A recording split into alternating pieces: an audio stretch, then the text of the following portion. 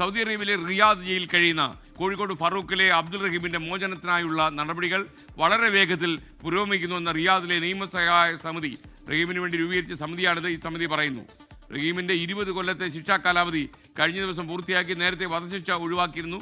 നിങ്ങൾക്കറിയുന്ന പോലെ 34 കോടി രൂപയുടെ ദയാധനം കൊടുത്തതോടെയാണ് ശിക്ഷാ നടപടികൾ ഒഴിവാക്കി കിട്ടിയത്. കേസ് നടപടികൾ വൈകുന്നതിൽ അസ്വാഭാവികത ഒന്നുമില്ലെന്നാണ് സഹായ സമിതി പറയുന്നത്. ഇതൊക്കെ ഒരു യൂഷ്വൽ കാര്യമാണ് അവിടെ എന്നാണ് പറയുന്നത്. അതുകൊണ്ട് ആശങ്കപ്പെടേണ്ട സാഹചര്യമില്ല. കൂടുതൽ വിവരങ്ങൾ നൽകാൻ സൗദി അറേബ്യയിലെ ജിദ്ദയിൽ നിന്ന് ജലീൽ കണ്ണമംഗലം തത്സമയം ചേരുന്നു. Jaleel, good morning. പറയൂ ജലീൽ. Good morning. ശിക്ഷാ കാലാവധി കഴിഞ്ഞിട്ടും അബ്ദുറഹീം മോചിതനായിട്ടില്ല.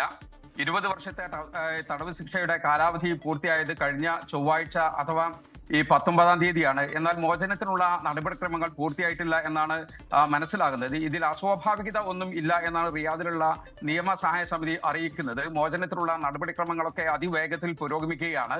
ഇതിന്റെ ഭാഗമായി ഇന്ത്യൻ എംബസിയും അഭിഭാഷകനും അതോടൊപ്പം പവർ ഓഫ് അറ്റോർണിയും ഉൾപ്പെടെയുള്ളവർ ജയിൽ അധികൃതരുമായി നിരന്തരം ബന്ധപ്പെട്ടുകൊണ്ടിരിക്കുകയാണ്. ദീർഘകാലം പഴക്കമുള്ള ഒരു കേസായതിനാൽ എടുക്കുന്ന ഒരു സ്വാഭാവികമായ കാലതാമസം മാത്രമാണ് ഇപ്പോൾ കാണുന്നത് എന്നാണ് അവർ പറയുന്നത്. അത് ഉടൻ പൂർത്തിയാകുമെന്ന് സഹായ സമിതി അറിയിക്കുന്നുണ്ട്. സൗദിയിൽ ഈ സർക്കാർ മേഖല പെരുന്നാൾ അവധിയിലേക്ക് പ്രവേശിച്ചിട്ടുണ്ട്. എങ്കിലും പ്രധാനപ്പെട്ട ഈ വകുപ്പുകളൊക്കെ പ്രവർത്തിക്കുന്നുണ്ട്. അതുകൊണ്ട് തന്നെ ഈ കാരണത്താൽ മോചനം വൈകാൻ സാധ്യത ഇല്ല എന്ന പ്രതീക്ഷയിലാണ് ഈ സഹായ സമിതി. ഇന്നും നാളെയും സൗദിയിൽ വാരാന്ത്യ അവധിയാണ്. അതുകൊണ്ട് മറ്റന്നാൾ ഞായറാഴ്ച നടപടിക്രമങ്ങളൊക്കെ വീണ്ടും മുന്നോട്ട് പോകും എന്ന ഒരു പ്രതീക്ഷയാണ് ഉള്ളത്. മോചനത്തിലുള്ള ഒപ്പ്, അതായത് അനുമതി ബന്ധപ്പെട്ടവരിൽ നിന്ന് ലഭിച്ചാൽ എമർജൻസി സർട്ടിഫിക്കറ്റിൽ ഫൈനൽ എക്സിറ്റ് ലഭിക്കും. അതിനുശേഷം വിമാന ടിക്കറ്റ് എടുക്കും. ജയിലിൽ നിന്ന് നേരെ വിമാനത്താവളത്തിലേക്ക് കൊണ്ടുപോയി നാട്ടിലേക്ക് കയറ്റിവിടും. ഇതാണ് സാധാരണ നടന്നു വരുന്ന ഒരു രീതി.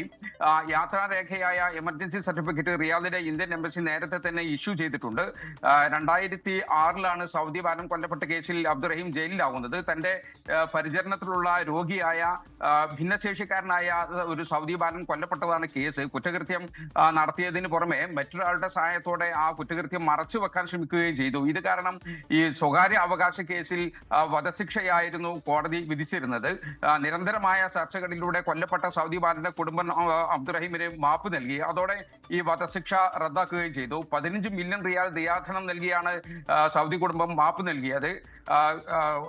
ദയാധനം വാങ്ങിയാണ് സൗദി കുടുംബം മാപ്പ് നൽകിയത്. ഇതിനാവശ്യമായ തുക മുഴുവൻ, അതായത് 34 കോടിയോളം രൂപ മലയാളികൾ ഒറ്റക്കെട്ടായി സ്വരൂപിക്കുകയായിരുന്നു. പിന്നീട് പൊതു അവകാശ കേസിലാണ് അബ്ദുറഹീമിന് 20 വർഷത്തെ തടവ് ശിക്ഷ വിധിച്ചത്. ഈ കാലാവധിയാണ് 2 ദിവസം മുമ്പ് അവസാനിച്ചത്. ഇനി മോചനത്തിനുള്ള കാത്തിരിപ്പിലാണ്. അത് വരും ദിവസങ്ങളിൽ ഉണ്ടാകുമെന്ന ഒരു പ്രതീക്ഷയാണ് ഉള്ളത്.